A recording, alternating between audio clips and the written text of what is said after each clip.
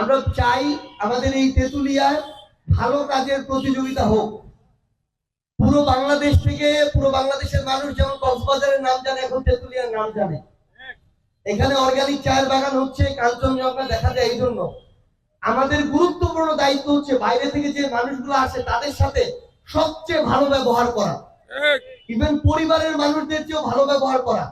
কারণ উনি যদি একটা ভালো রিভিউ দেয়, আপনার এই জেলায় এরপরে 100 জনের জায়গায় 1000 জন মানুষ আসবে, আপনার হোটেলে যাবে, আপনার দোকান থেকে কিনবে, আপনার খাবার খাবে, আপনার হোটেলে থাকবে, আপনার তো লাভ হবে, কর্মসংস্থান বাড়বে।